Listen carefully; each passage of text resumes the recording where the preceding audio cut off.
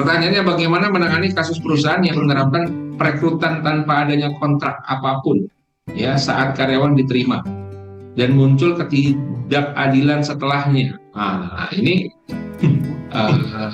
perlu menjadi perhatian nih ya, terkait kontrak sering banget ya. Nah, ini menjadi catatan bagi kita. Silakan, Bro. Baik, terima kasih.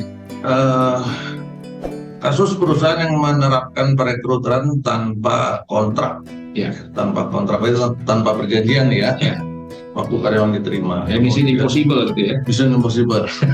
Kemudian pada saat di dalamnya hubungan kerja sudah berjalan, muncul ketidakadilan. Bagaimana nih cerita ini? Baik, saya membahasnya dua hal ya, teman-teman sekalian, Bapak Ibu sekalian. Yang pertama adalah keadaan merekrut karyawan tanpa menggunakan perjanjian kerja atau kontrak. Ya. Kontrak di sini diartikan sebagai perjanjian kerja ya.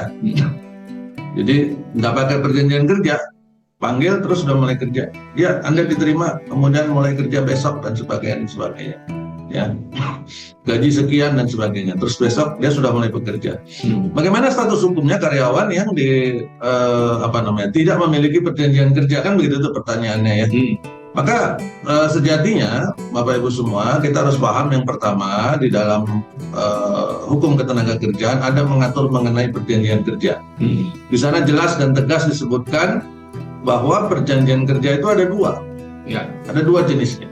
Yang pertama adalah perjanjian kerja tertulis dan perjanjian kerja lisan atau tidak tertulis. Maka sudah jelas dari istilahnya aja udah kita bisa membedakan. Yang tertulis artinya ada tulisannya, ada naskahnya, ada hard copy-nya, dan ada penandatanganan di sana. Sedangkan yang lisan, sedangkan yang lisan itu berarti tidak ada tertulis. Ya. Di luar dari yang tertulis maka masuk dalam kategori lisan atau tidak tertulis.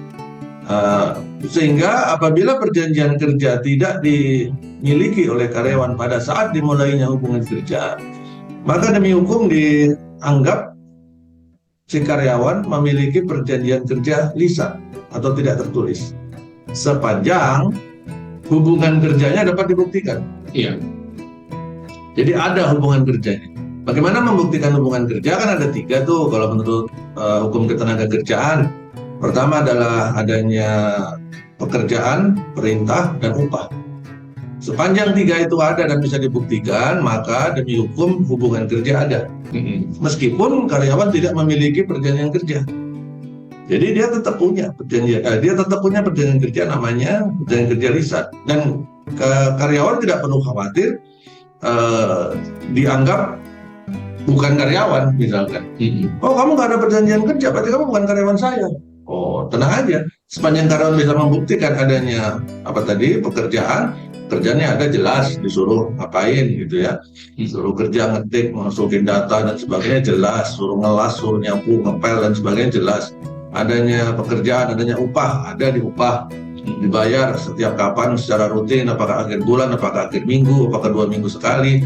Pakai slip atau tidak pakai slip, ditransfer atau dilempar pakai tas kresek misalkan, main lempar-lempar kayak gitu. Ya, kemudian yang terakhir perintah kan.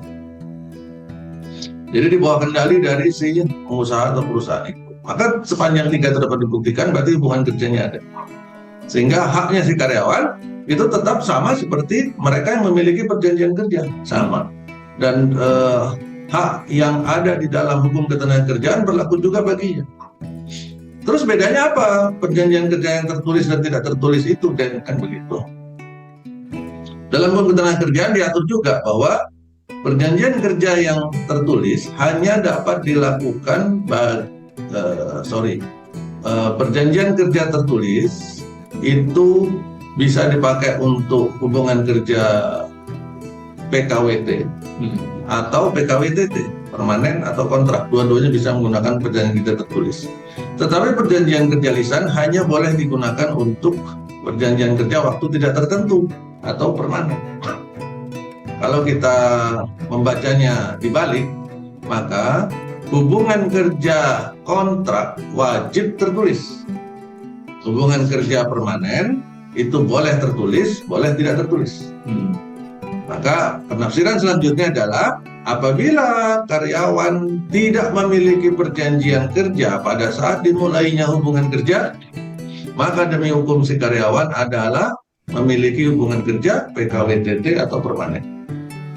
Gitu cara membacanya, ya. Itu mengenai perekrutan tanpa adanya kontrak. Itu pertanyaan pertama ini. Baru kita bahas pertanyaan keduanya. Setelah itu muncul ketidakadilan, Pak. Gitu. Di dalam proses hubungan kerjanya, apakah upahnya tidak sesuai dengan yang diperjanjikan? Apakah lemburnya tidak dibayar? Atau jangan-jangan mungkin upahnya di bawah upah minimum? Dan sebagainya, dan sebagainya. Misalkan, nggak dikasih alat pelindung diri, dan sebagainya. Maka, bagaimana cara menyelesaikannya? Penyelesaiannya pun sama dengan menggunakan prosedur penyelesaian perselisihan hubungan industrial. Apabila terjadi masalah kurang bayar, maka dituntut kekurangan bayar tersebut, kekurangan upah atau kewajiban keuangan tersebut wajib dibayarkan. Prosesnya menuntutnya dengan cara penyelesaian perselisihan hubungan industrial berdasarkan Undang-Undang Nomor 2 Tahun 2004 itu, yang dimulai dari bipartit, kemudian tahap kedua mediasi, di dalamnya ada pilihan konsiliasi atau mediasi, kemudian masuk ke tahapan litigasi yaitu PHI, Pengadilan Hubungan Industrial, kemudian masuk lagi terakhir ke MA, Mahkamah Agung. Ya, begitu cara penyelesaiannya. Apabila misalkan ada pertanyaan lagi, bagaimana tips dan triknya menyelesaikan kasus setiap tahapan itu yang ada 4? Maka kalau yang 2 yang terakhir, Pengadilan Hubungan Industrial dan Mahkamah Agung, itu saya menyebutnya litigasi, proses di pengadilan, memang itu tunduk pada hukum acara. Pada hukum acara perdata, di mana di sana ada prosedur-prosedur tahapan yang detail, yang dikuasai oleh teman-teman kita yang berprofesi sebagai advokat. Dan biasanya para pihak, baik karyawan atau perusahaan, biasanya diwakili oleh kuasa hukumnya yang advokat tadi, atau serikat pekerja, atau asosiasi pengusaha, ya kan? Atau mungkin nggak diwakili, dia jalan sendiri. Ya, itu. Nah, yang bisa saya sampaikan adalah yang bisa saya jelaskan, ceritakan tips dan triknya adalah yang non litigasi, yang ada di tahap 1 dan tahap 2 tadi, bipartit dan mediasi. Kebetulan itu cukup banyak tips dan triknya yang harus diperhatikan oleh kita supaya jangan tergelincir, jangan sampai terjebak dalam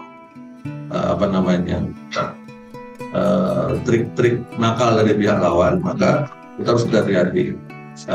Untuk itu teman-teman bisa melihat ada produk e-booknya, elektronik booknya DHM yang seri 3, di sana khusus membahas tips dan trik bipartit dan mediasi.